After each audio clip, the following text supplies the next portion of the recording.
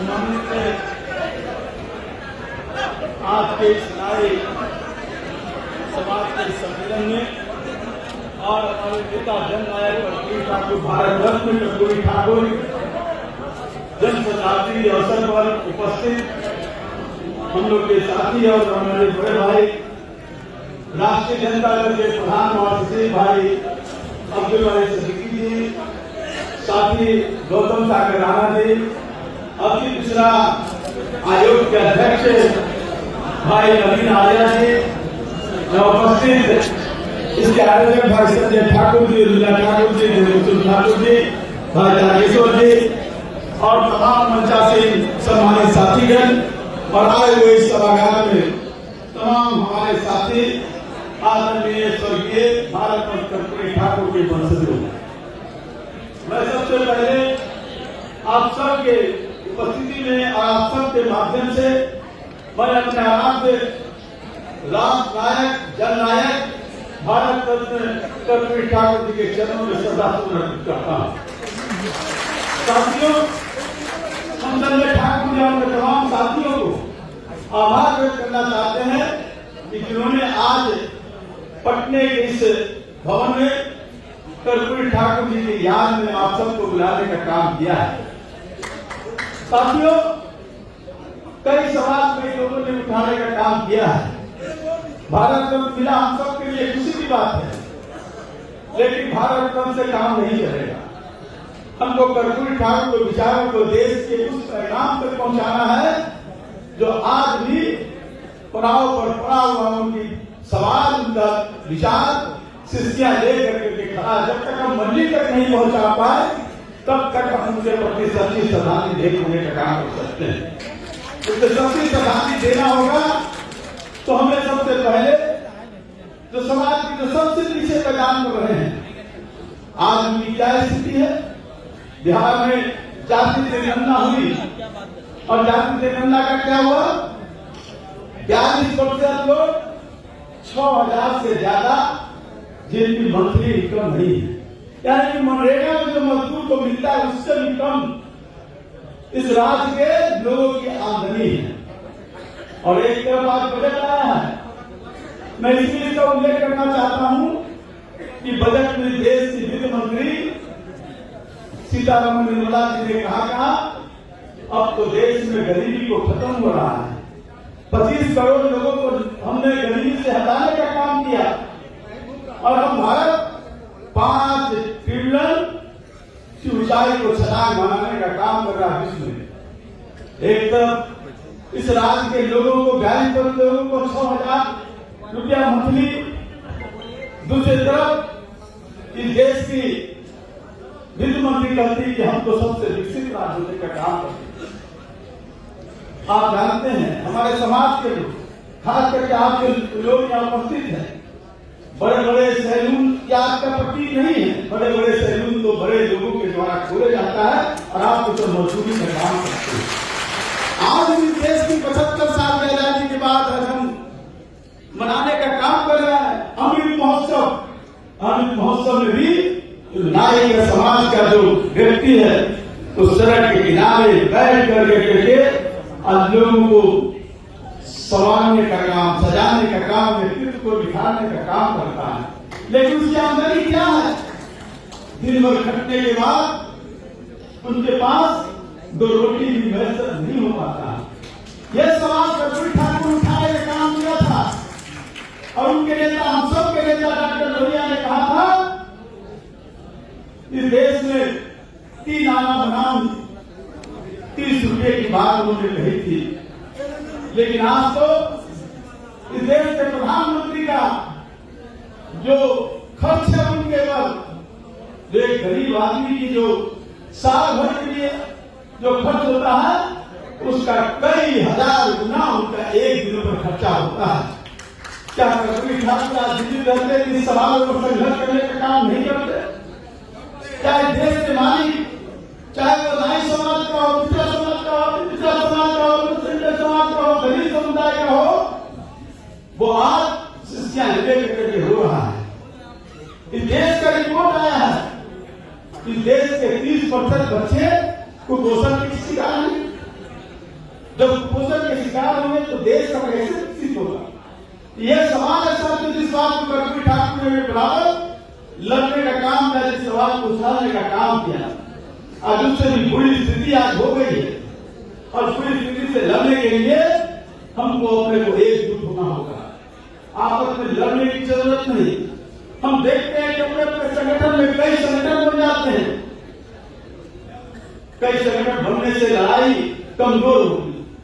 सब मिल करके लड़ाई को आगे बढ़ाने का काम कीजिए और हम भारत रत्न की खुशियां मनाएं, लेकिन भारत रत्न से नहीं बल्कि उनके विचारों को हम जमीन तक उतार नहीं पाए तब तक हम चैन की बंसी बजाने का काम नहीं। आपने मांग रखा है कई चीजें, राजनीतिक हिस्सेदारी। बाबा साहब भीमराव अम्बेडकर ने तो कई चीजें बात छाने का काम किया गया था, लेकिन पुनः कैद के बाद वो चीजें रुक गई थी। अगर वो रहती तो राजनीतिक हिस्सेदारी होती, लेकिन वो सवाल आज आप उठाने का काम कर रहे हैं।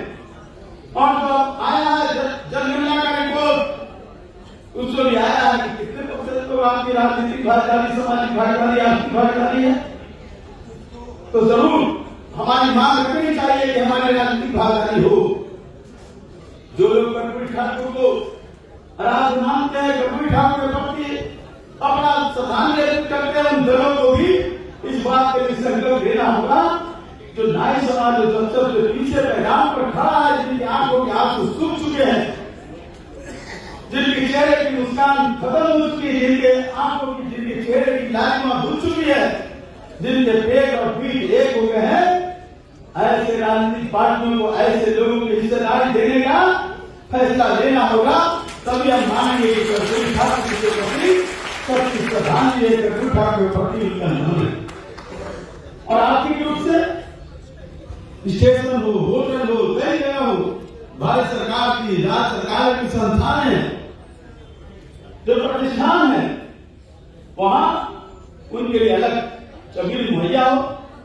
क्या अमृतकाल के बाद भी हम सड़क के किनारे ईंट लगा करके लोगों को सजाने का काम करते रहेंगे?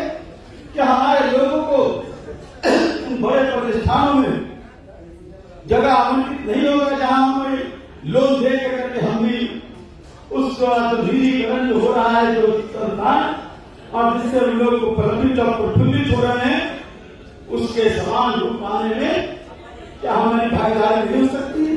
कैसे होगा सामाजिक न्याय, कैसे होगा आर्थिक न्याय, कैसे होगा समता समाज जब समाज का एक एक व्यक्ति आर्थिक रूप से संपन्न नहीं होता?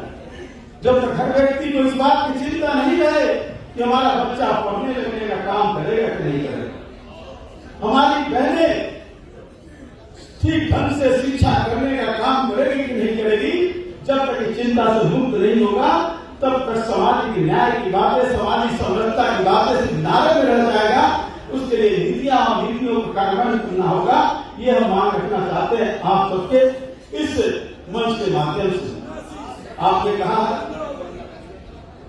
कि हमारा अलग आयोग बने, कई लोगों के आयोग बने, कई विषयों को, कई वर्गों को, कई जातियों को। नाई समाज तो एक ऐसी समाज है जो समाज को बनाने में, निवारने में, सुधारने में, चमकाने में भागीदार रहा है। अगर राष्ट्र की उन्नति चाहते हैं, देश की उन्नति चाहते हैं, तो इन लोगों को आयोग बनाना आवश्यक तो है ही, नामुमकिन तो नहीं है, इसलिए ये करना चाहिए। लेकिन सबके बावजूद आज देश में जो विकराल स्थिति हुई है, आज देश में जो संकट के वातावरण आ गए हैं, हम कई चीजों में हम धार्मिक भावनाओं को आगे हो जाते हैं और हमारा जो मूल सवाल है वो पीछे रह जाता है। हम रोजगार के सवाल, महंगाई के सवाल,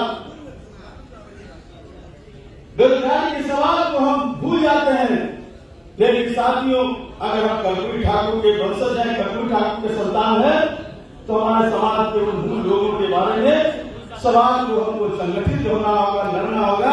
यही उनके प्रति श्रद्धांजलि होगी। साथी जब आपसे बड़े विनम्र आग्रह के साथ करना चाहते हैं, आए हैं सिर्फ वक्तव्य सुनने के लिए नहीं, आए हैं सिर्फ फूल चढ़ाने के लिए नहीं, बल्कि यहाँ से एक संकल्प लीजिए संजय ठाकुर जी और एक पूरे रूप से मजबूती से कार्यक्रम बनाइए जो संस्थाएं, जो सरकार, जो लोग हमारे साथ अन्याय करने का काम कर रहा है, ऐसे लोगों को सबक सिखाने के लिए हमको एकजुट होना होगा। हमको ऐसे लोगों के लिए भी का प्रस्ताव रखना होगा जिस लोगों